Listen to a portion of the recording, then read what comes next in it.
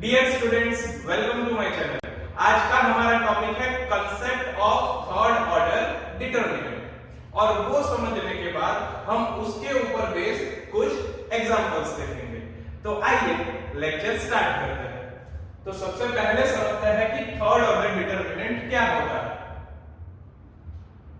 अगर a1, a2, a3, b1, b2, b3, c1, c2, c3 real numbers है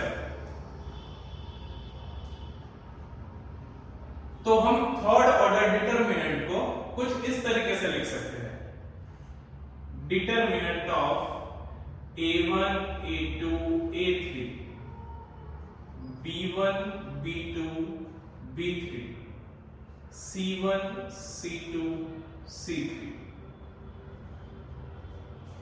okay, ये जो a1, a2, a3, b1, b2, b3 और c1, c2, c3 है उसे हम बोलेंगे मेंबर्स ऑफ डिटरमिनेंट। ना a1, a2, a3 इसे हम बोलेंगे first row of determinant. b1, b2, b3 इसे बोलेंगे second row of determinant. c1, c2, c3 इसे बोलेंगे third row of determinant. Okay, ना a1, b1, c1 इसे बोलेंगे first column of determinant. a2, b2, c2 इसे बोलेंगे second column of determinant. a3, b3, c3 इसे बोलेंगे third column of determinant. Okay, now next topic expansion of third order determinant. और ये समझते समझते हम साथ में माइनर और कोफैक्टर भी समझ लेते हैं। ठीक है, तो मान लीजिए यदि थर्ड ऑर्डर डिटरमिनेंट का मुझे एक्सपेंशन करना है। ओके, तो इसका एक्सपेंशन टोटल 6 तरीके से हो सकता है। Along the first row, along the second row, along the third row and similarly along the first column, second column and third column. ठीक है, तो फिलहाल मैं इसका expansion along the first row कर रहा हूं। ठीक है, तो फर्स्ट रो का पहला एलिमेंट क्या है? a1। तो एक्सपेंशन के लिए हम सबसे पहले a1 को लिख देंगे। ठीक है, a1 कर्ली ब्रैकेट में -1 row number plus column number. अभी किसका रो नंबर और कॉलम नंबर? तो a1 का। तो a1 फर्स्ट रो और फर्स्ट कॉलम में है तो हम यहां पर लिखेंगे 1 + 1। ओके, उसका मल्टीप्लिकेशन करेंगे, लेकिन मल्टीप्लिकेशन करते वक्त हमें ध्यान रखना है कि a1 जिस रो में है और जिस कॉलम में है उसके सारे एलिमेंट्स को हमें एक्सक्लूड कर लेना है। यानी कि a2, a3 and b1, c1 इसको हम एक्सक्लूड कर देंगे। तो बचा क्या? b2, b3, c2, c3। ठीक है, तो ये तो एक सेकेंड ऑर्डर डिटरमिनेंट हो गया। और लास्ट लेक्चर में हमने समझा था कि सेकेंड ऑर्डर डिटरमिनेंट का एक्सपेंशन किस तरीके से करना है। तो सेम उसी तरीके से यहां पर हम सेकेंड ऑर्डर डिटरमिनेंट का एक्सपेंशन करते हैं। तो b2, b3, c2, c3 का एक्सपेंशन क्या हो जाएगा? b2, c3 minus b3, c2। Okay, अभी माइनर और कोफैक्टर समझते हैं। तो एलिमेंट a1 के लिए माइनर क्या हो जाएगा? तो ये जितना है वो हो जाएगा उसका माइनर। ओके, यानी कोई भी एलिमेंट का माइनर इस तरीके से फाइंड किया जाता है तो वो जिस रो में है और जिस कॉलम में है उसके बाकी के एलिमेंट्स को एक्सक्लूड करने के बाद जो 2/2 का यानी कि सेकेंड ऑर्डर डिटरमिनेंट बचता है वो हो जाता है उसका माइनर। तो यहां पर हम लिख लेते हैं कि माइनर ऑफ a1 ये क्या हो जाएगा? b2, c3 minus b3, C2। Okay, और ये जो पूरा कर्ली ब्रैकेट है वो हो जाएगा A1 का कोफैक्टर। ठीक है, so cofactor of A1, generally cofactor को कैपिटल लेटर में लिखा जाता है, तो इसको हम इस तरीके से लिखेंगे, कैपिटल A1। तो ये क्या हो जाएगा, -1 + 1 into B2C3 minus B3C2। Okay, यानी वापस से बोल रहा हूं, कोफैक्टर किस तरीके से फाइंड किया जाता है, -1 के पावर में row number plus column number उस पर्टिकुलर एलिमेंट का इनटू उसका माइनर। ठीक है, तो इस तरीके से हम माइनर और कोफैक्टर फाइंड कर सकते हैं। फिलहाल हम along the first row third order determinant का एक्सपेंशन कर रहे थे, तो ये तो हमने सिर्फ फर्स्ट एलिमेंट की बात की। अभी सेकेंड एलिमेंट क्या है, A2, तो यहां पर प्लस A2 कर्ली ब्रैकेट में -1 रो नंबर इसका क्या है 1 प्लस कॉलम नंबर क्या है 2। ओके, इनटू A2 का माइनर, तो हम ये सेकेंड कॉलम और फर्स्ट रो को एक्सक्लूड कर देंगे, तो क्या बचा B1 B3 C1 C3, तो ये हो जाएगा B1 C3 minus B3 C1।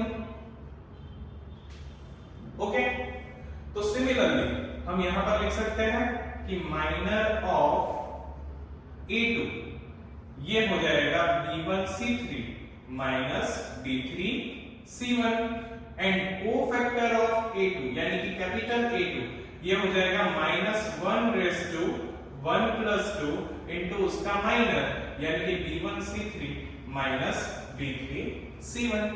ठीक है, अभी फर्स्ट रो का third element, so plus A3 curly bracket में -1 row number 1 plus column number 3 into उसका माइनर करेंगे, तो माइनर क्या होगा, तो हम यहां पर फर्स्ट रो और थर्ड कॉलम इसको एक्सक्लूड कर देंगे, तो क्या बच रहा है B1 B2 C1 C2, तो यह हो जाएगा B1 C2 minus B2 C1। Okay, तो इस तरीके से हम थर्ड ऑर्डर डिटरमिनेंट का एक्सपेंशन कर सकते हैं। अगर इसको मुझे शॉर्ट में लिखना है तो मैं किस तरीके से लिख सकता हूं, A1 इंटू ये क्या है पूरा उसका कोफैक्टर यानी A1 into capital A1 plus A2 into capital A2 plus A3 into capital A3। Okay, यहां पर A3 के माइनर और कोफैक्टर लिख लेते हैं, सो माइनर ऑफ A3 ये क्या होगा B1 C2 minus B2 C1 and cofactor of A3 यानी कि capital A3 -1 + 3 into B1 C2 minus B2 C1। Okay, अभी ये तो हमने जो एक्सपेंशन किया पूरा वो क्या था, along first row. Okay, now अगर मैं अलोंग सेकेंड रो इसका एक्सपेंशन करने जाऊं तो आंसर क्या मिलेगा, B1 into cofactor B1 plus B2 into cofactor B2 plus B3 into cofactor B3। ठीक है, और ये किस तरीके से फाइंड करना है, तो सिमिलरली इसी तरीके से। ठीक है ना, सिमिलरली अगर मैं अलोंग थर्ड रो एक्सपांड करने जाऊं तो क्या होगा, C1 into cofactor C1 plus C2 into cofactor C2 plus C3 into cofactor C3। Simple. Now column wise अगर करने जाते हैं, सिमिलरली अलोंग फर्स्ट कॉलम करेंगे तो क्या हो जाएगा, A1 into cofactor capital A1, B1 into cofactor capital B1 plus C1 into cofactor capital C1। ठीक है। Now along second column, along second column जब हम एक्सपांड कर रहे हैं तो ये क्या हो जाएगा, A2 into capital A2 plus B2 into capital B2 plus C2 into capital C2। Okay. Now along third column तो ये हो जाएगा A3 into capital A3 plus B3 into capital B3 plus C3 into capital C3। ठीक है। सो आपको जिस तरीके से एक्सपांशन करना है, आप ये 6 में से किसी भी तरीके से एक्सपांशन कर सकते हैं। ठीक है। आंसर ऑलवेज सेम ही आएगा और उसके लिए ये सम भी मैंने लिया हुआ है। यहां पर ये थर्ड ऑर्डर डिटरमिनेंट का expansion along the first row and along the second column हमें करना है। तो मैं आपको ये करके बताऊंगा कि आंसर दोनों में सिमिलर ही आएगा। यानी आपको कैलकुलेशन में जिस हिसाब से इजी लगे उस हिसाब से आप एक्सपांशन कर सकते हैं। ठीक है। एग्जांपल स्टार्ट करें उससे पहले मैं माइनर और कोफैक्टर के बीच का एक रिलेशन आपको बता देना चाहता हूं। हम ऐसा बोल सकते हैं कि कोफैक्टर Aij, मान लेते हैं ये जो स्मॉल i है वो है number of row and small j है वो है number of column. Okay. So cofactor Aij is equals to -1 raise to i plus j into minor of Aij। ठीक है। तो ये हो गया कोफैक्टर और माइनर के बीच का रिलेशन। इसे आप याद रखिएगा, ये भी बहुत सारे सम्स में आपको हेल्पफुल होगा। ठीक है। तो अभी स्टार्ट करते हैं examples. Example 1, find the value of determinant of -1 6 -2 5 0 7 4 1 -3 along the first row and second column। Okay. तो सबसे पहले हम along the first row इसकी वैल्यू फाइंड करेंगे। ठीक है। और वैल्यू फाइंड करना है यानी एक्सपांशन करना। ओके। तो सबसे पहले ये जो डिटरमिनेंट है उसे लिख लेते हैं। Determinant of -1 6 -2 5 0 7 4 1 -3। ओके। सो यहां पर अलोंग द फर्स्ट रो जब हम इसको एक्सपांड करेंगे तो फर्स्ट रो के एलिमेंट्स क्या है, -1 6 -2। तो सबसे पहले ये फॉर्मूला के हिसाब से हम करते हैं तो ये हो जाएगा -1 into -1 raise to 1 plus 1 into इसका माइनर क्या हो जाएगा, तो ये फर्स्ट कॉलम और फर्स्ट रो को एक्सक्लूड कर दो तो ये हो जाएगा 0 7 1 -3। तो ये सेकेंड ऑर्डर डिटरमिनेंट को एक्सपांड करते हैं तो ये हो जाएगा 0 into -3 minus 1 into 7। Okay. Plus 6 into -1 raise to 1 plus 2 into इसका जो माइनर है तो उसके लिए हम क्या करेंगे, फर्स्ट रो और सेकंड कॉलम के एलिमेंट्स को हम एक्सक्लूड कर लेंगे। तो बचेगा 5 7 4 -3। तो 5 into -3 minus 4 into 7, okay, plus -2 bracket में -1 प्लस 3 इंटू -2 का माइनर जब हम फाइंड करेंगे तो फर्स्ट रो और थर्ड कॉलम के एलिमेंट्स को एक्सक्लूड करेंगे। तो बचेगा 5 0 4 1। तो ये हो जाएगा 5 into 1 minus 4 into 0, okay, is equals to -1 into -1 raised to 1 plus 1 यानी -1 का स्क्वायर, तो वो हो जाएगा +1, okay, +1 into 0 into -3 0, 0 minus 1 7 are 7, 0 minus 7 -7 and -7 1 are -7। so यहां पर आएगा -1 into -7 plus 6 into -1 raised to 1 plus 2 यानी -1 का क्यूब, तो वो हो जाएगा -1। 5 3s are 15, लेकिन 3 माइनस है तो ये हो जाएगा -15 minus 4 7s are 28, तो -15 -28 -43 and -43 into -1 यानी ये हो जाएगा +43 plus -2 into -1 raised to 1 plus 3 4 -1 raised to 4 यानी 1।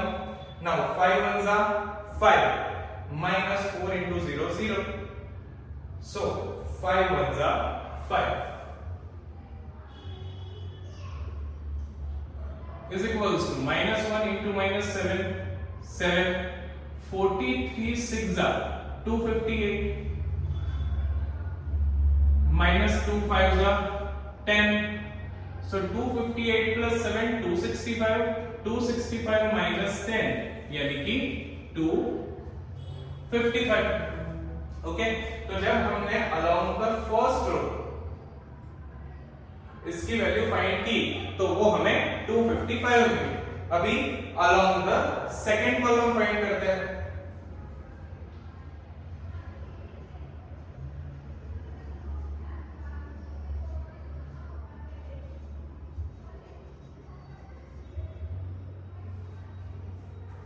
ओके, तो सेकंड कॉलम में क्या है 6 0 1, तो सबसे पहला element 6 into -1 raised to first row second column 1 plus 2 into उसका माइनर जब हम फाइंड करेंगे तो फर्स्ट रो और सेकंड कॉलम के एलिमेंट्स को एक्सक्लूड करेंगे, तो बचेगा 5 7 4 -3, तो ये होगा 5 into -3 minus 4 into 7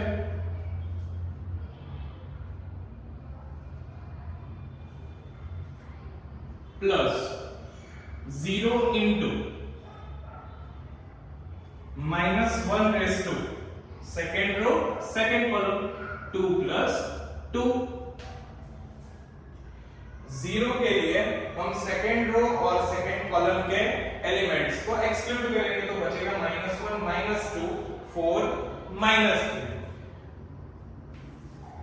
तो ये हो जाएगा -1 into -3 minus 4 into -2, okay, plus 1 into -1 raised to third row second column, तो 1 के लिए हम थर्ड रो और सेकंड कॉलम के एलिमेंट्स को एक्सक्लूड करेंगे, तो बचेगा -1 -2 5 7, तो ये हो जाएगा -1 into 7 minus 5 into minus 2. Okay, so 6 into minus 1 raised to 1 plus 2 यानी minus 1 का क्यूब, ये होगा minus 1. यहां पर minus 15 minus 28 minus 43 into minus 1 यानी कि plus 43 plus 0 into whatever कुछ भी हो, आंसर क्या आएगा 0, plus 1 into minus 1 raise to 3 plus 2 5 minus 1 raise to 5 minus 1, ये होगा minus 7 minus minus plus 10 minus 7 plus 10 3 and 3 into minus 1 minus 3. Okay, 43 6 258, 0 लिखने की जरूरत नहीं है, माइनस 3 1 जा माइनस 3, सो 258 माइनस 3, तो ये हो जाएगा 255. ओके, सो जब हम अलोंग द सेकंड कॉलम की वैल्यू फाइंड कर रहे हैं तो आंसर क्या आ रहा है 255.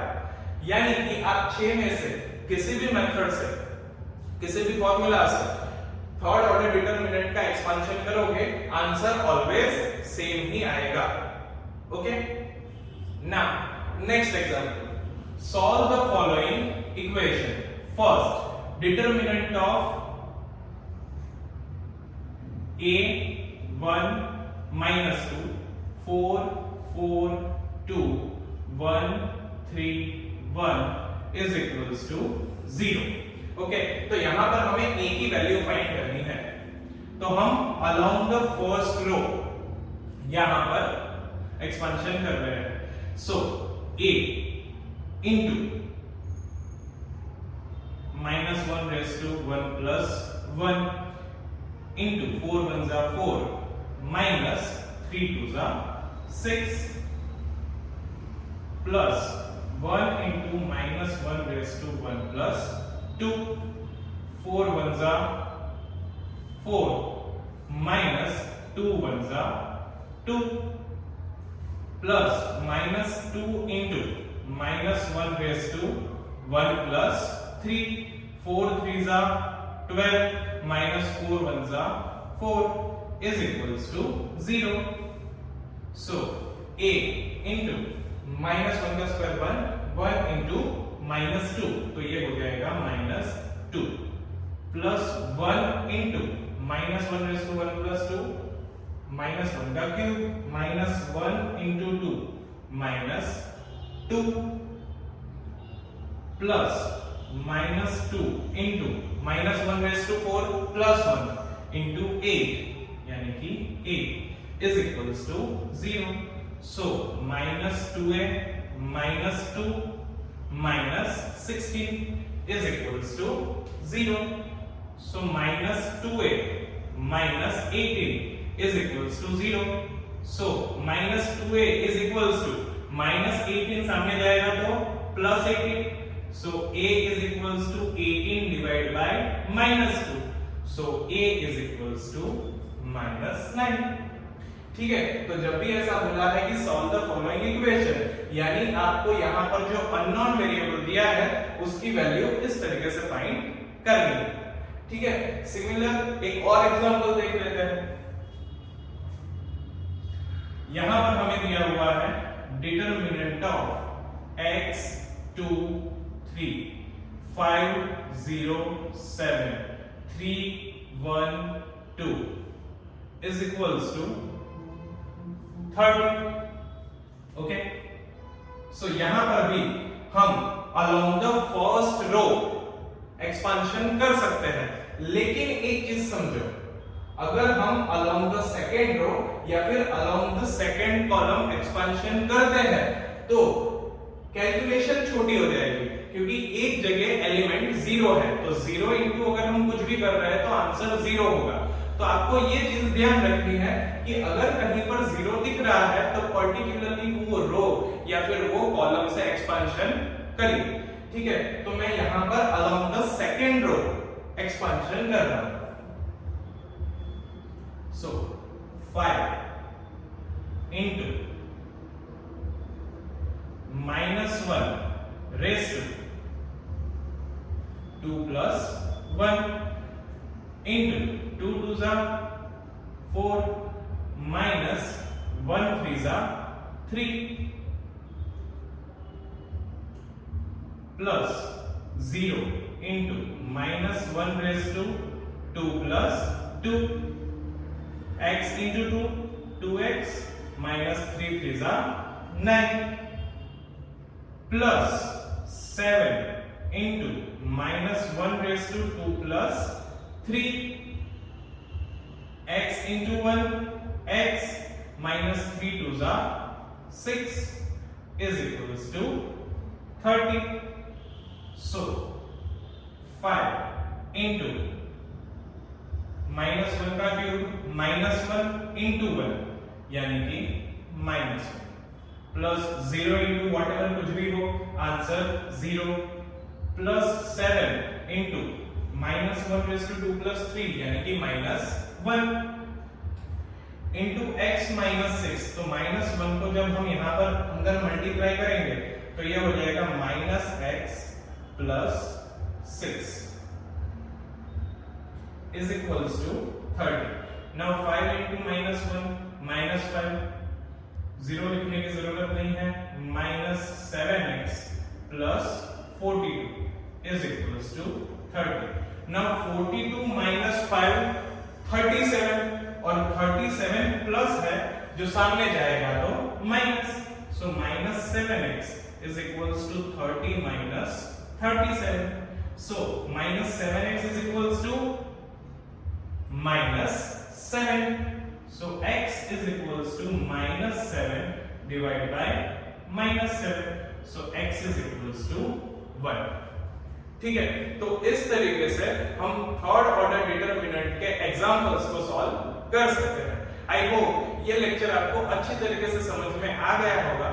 सो thank you for watching my video and don't forget to subscribe.